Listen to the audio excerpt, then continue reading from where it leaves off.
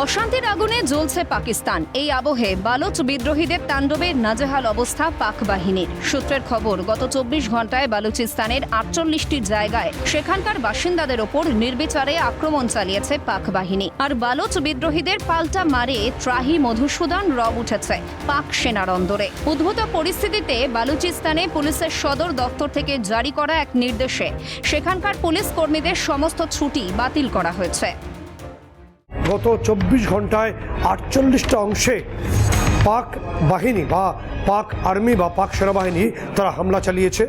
নির্বিচারে বালুচিস্তানের জনগণকে তারা মারছে, কিন্তু তার প্রত্যুত্তর পেয়েছে এতটাই জটিলভাবে যে বালুচিস্তানের একটা বড় অংশে এই মুহূর্তে পাক সেনাবাহিনীর কোনো অফিসারই নেই।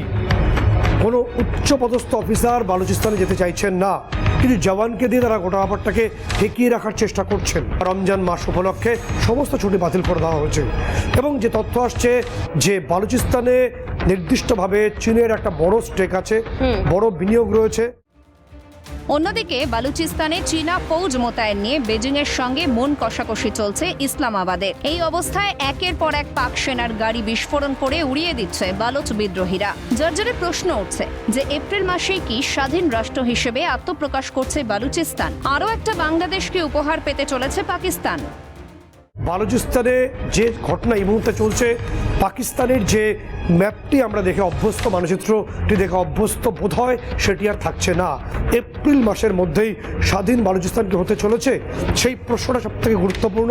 কারণ ইতিমধ্যে বালুচিস্তান লিবারেশন আর্মি তাদের যে সংবিধান, যেটা ইন্টারন্যাশনাল বিভিন্ন ডোমেনে ইতিমধ্যে পাওয়া যাচ্ছে, একটু সার্চ করলেই পাওয়া যাবে, সেই যে তাদের নিজস্ব সংবিধান ইতিমধ্যে রচনাও করে ফেলেছে। এই অবস্থায় বালুচিস্তানের সাধারণ মানুষের ওপর বিমান হানা চালানোর প্রস্তুতি শুরু করেছে পাক সেনা বলে সূত্রের খবর। বালুচিস্তানের মানুষের ওপর এবার এয়ার স্ট্রাইক করে পাকিস্তান, যা সারা বিশ্বকে বিস্মিত করবে এবং বিশ্বের বড় বড় রাষ্ট্রের কোপে পড়তে চলেছে পাকিস্তান। কারণ নির্বিচারে যদি বালুচ আর্মি বা বালুচ যে সাধারণ মানুষ, নিরীহ মানুষ, তাদের উপর এয়ার স্ট্রাইক করা হয় পাকিস্তান নিজের দেশের মধ্যেই, তাহলে প্রশ্ন উঠছে যে আগামী এপ্রিল মাসে কি পাকিস্তান নতুন করে আরও একটা বাংলাদেশ উপহার পেতে চলেছে? এই আবহে সেনাপ্রধান উপেন্দ্র দ্বিবেদীর সঙ্গে বৈঠক করলেন ঢাকায় নিযুক্ত ভারতীয় রাষ্ট্রদূত প্রণয় বর্মা। বাংলাদেশের অস্থির পরিস্থিতির নিরিখে এই বৈঠক অত্যন্ত তাৎপর্যপূর্ণ বলেই মনে করছে তথ্যভিজ্ঞ মহল। প্রণয় বর্মা, যিনি বাংলাদেশে ঢাকায় আমাদের রাষ্ট্রদূত, তিনি দ্রুত এসছেন সেনাপ্রধান অর্থাৎ বিদেশে উপেন্দ্র দ্বিবেদীর সঙ্গে তিনি কথা বলেছেন এবং দীর্ঘ সময় তার কথা হয়েছে। এদিকে ভূমিকম্পে বিধ্বস্ত মায়ানমারে নামল ভারতীয় বায়ুসেনার বিমান। এই অবস্থায় বাংলাদেশের রাষ্ট্রপতি সাহাবুদ্দিন চুপ্পুর সাম্প্রতিক এক মন্তব্যে আলোড়ন পড়ে গিয়েছে পড়শি দেশে। জানা যায়, বাংলাদেশের অন্তর্বর্তী সরকারের উপদেষ্টা মণ্ডলীর এক সচিবের প্রশ্নের উত্তরে সে দেশের রাষ্ট্রপতি জানিয়েছেন শেখ হাসিনা আনুষ্ঠানিকভাবে প্রধানমন্ত্রী পদে ইস্তফা দেননি। এই প্রেক্ষিতে ইউনূস সরকারের বৈধতা নিয়ে বড় সড় প্রশ্ন উঠতে শুরু করেছে। 5ই অগস্ট দেশ ছাড়ার আগে শেখ হাসিনা কোনো পদত্যাগপত্র দিয়ে গেছেন কিনা? তো নির্দিষ্টভাবে শাহাবুদ্দিন চুপ্পু একেবারে অফিসিয়ালি জানিয়েছেন যে শেখ হাসিনা তিনি প্রধানমন্ত্রীর পদ থেকে পদত্যাগ করেননি। ভীষণ গুরুত্বপূর্ণ। শেখ হাসিনা শুধুমাত্র দেশ ত্যাগ করতে বাধ্য হয়েছেন, কিন্তু রাষ্ট্রপতি বাংলাদেশের শাহাবুদ্দিন চুপ্পু তিনি অফিসিয়ালি প্রশ্নের উত্তর জানিয়েছেন যে শেখ হাসিনা তিনি তার প্রধানমন্ত্রীর পদ থেকে পদত্যাগ করেননি। সেই সঙ্গে মৌলবাদীদের প্রতি ইউনূসের নরম মনোভাব নিয়ে সরব হয়েছেন পেন্টাগনের এক প্রাক্তন কর্তা। এই আবহে চীন সফরে গিয়ে কিছু সমঝোতা করার চেষ্টা করলেও ইউনূস সফল হননি বলেই জানা যাচ্ছে। বাংলাদেশে নির্বাচিত সরকার না থাকার কারণেই তার এই প্রয়াস সফল হয়নি বলেই মনে করছে আন্তর্জাতিক মহল। প্রাক্তন পেন্টাগন কর্তা তিনি প্রশ্ন তুলেছেন যে এই মোহাম্মদ ইউনূসের ভূমিকা নিয়ে। তিনি বলছেন, প্রাক্তন পেন্টাগন কর্তা, যে মোহাম্মদ ইউনূস পুরোপুরি মৌলবাদীদের সমর্থন দিচ্ছেন সে দেশে। পেন্টাগনের যে অবজারভেশন আগেও আমরা জানিয়েছিলাম, এবং একই সঙ্গে সাম্প্রতিক সময় চীনে গেছেন। চীনে গিয়ে তিনি কিছু সমঝোতা করার চেষ্টা করেছেন, কোনো চুক্তি হয়নি। চুক্তি না হওয়ার কারণ হলো নির্বাচিত সরকার না থাকলে অপর রাষ্ট্র সেই রাষ্ট্রের সঙ্গে চুক্তি করতে পারেন না। ফলে সেখানে ইউনূস যেমন নির্দিষ্টভাবে মুখ পুড়িয়েছেন বলে একটা বড় অংশ মনে করছে।